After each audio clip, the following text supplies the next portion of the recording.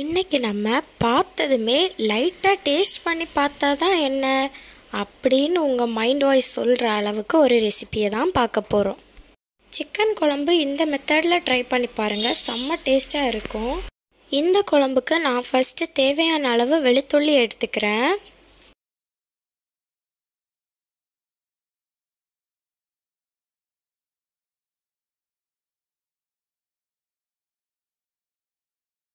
ஒரு பெரிய வெங்காயம் எடுத்துக்கிட்டேன்.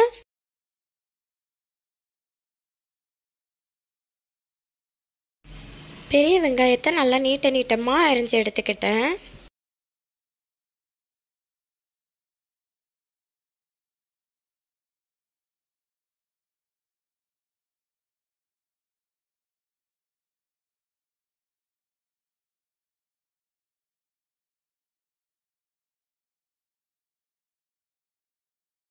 அப்புறமா 2 தக்காளி எடுத்துக்கிட்டேன். தக்காளியும் நல்லா நீளமாக கட் பண்ணி எடுத்துக்கிட்டேன்.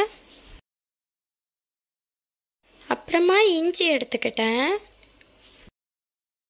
இஞ்சியையும் தொலியெல்லாம் சீவி நல்லா கட் பண்ணி எடுத்துக்கிட்டேன்.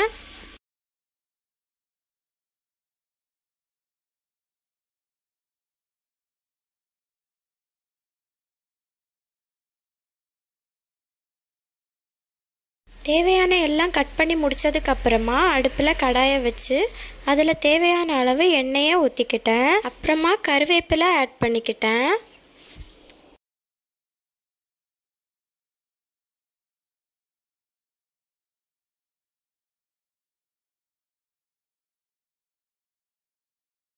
சிக்கன் குழம்புக்கு பெருஞ்சீரகம் பட்டையெல்லாம் ஆட் பண்ணால் டேஸ்ட்டு சூப்பராக இருக்கும்.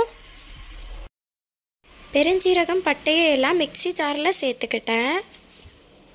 கூடவே இஞ்சி பூண்டையும் சேர்த்துக்கிட்டேன்.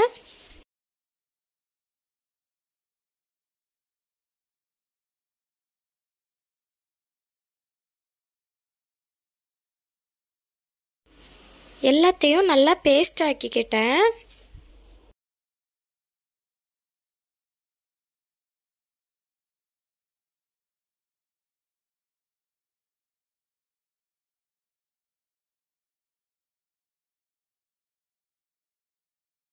இன்னும் கொஞ்சமாக அரையணும், அதனால கொஞ்சமாக தண்ணி ஆட் பண்ணிக்கிட்டேன். இன்னும் நல்லா அரைச்சி எடுத்துக்கிட்டேன்.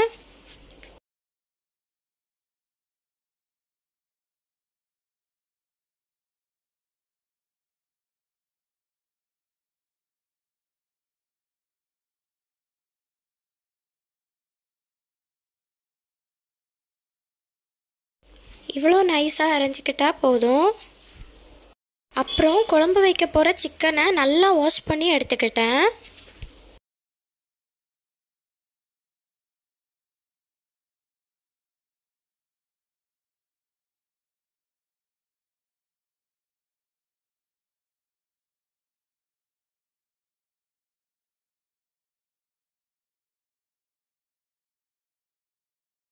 நல்லா வாஷ் பண்ணதுக்கு அப்புறமா கொஞ்சம் மஞ்சள் தூள் ஆட் பண்ணி இன்னமும் நல்லா வாஷ் பண்ணி எடுத்துக்கிட்டேன்.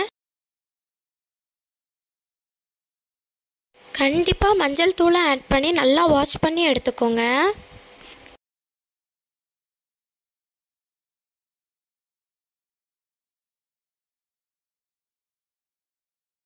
இந்த அளவுக்கு நல்லா வாஷ் பண்ணி எடுத்துக்கிட்டேன்.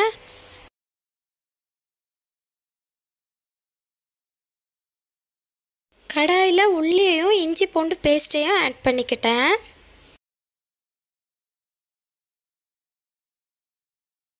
நல்லா பொன்னிறம் ஆகிறது வரை வதக்கி எடுத்துக்கணும்.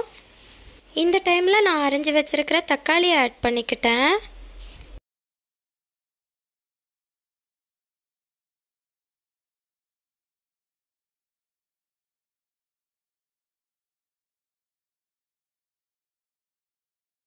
நல்லா வதங்குற அளவுக்கு வதக்கி எடுத்துக்கணும்.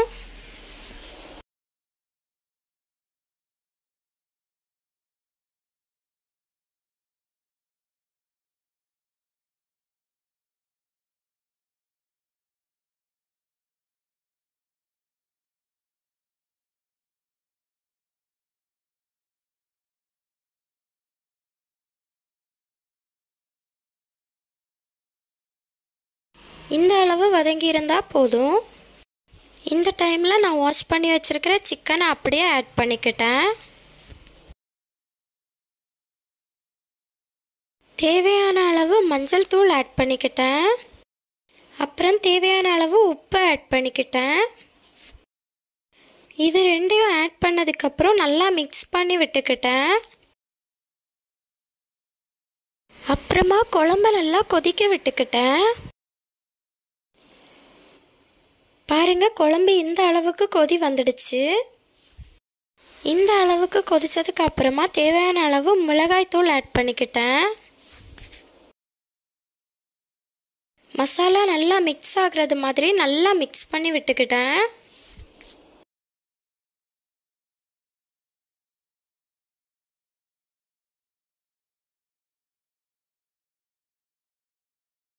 குழம்பு நல்லா கொதிக்கணும். இந்த அளவு நல்லா கொதிச்சதுக்கப்புறமா நான் ஒரு கூட அளவு சிக்கன் மசாலா ஆட் பண்ணிக்கிட்டேன்.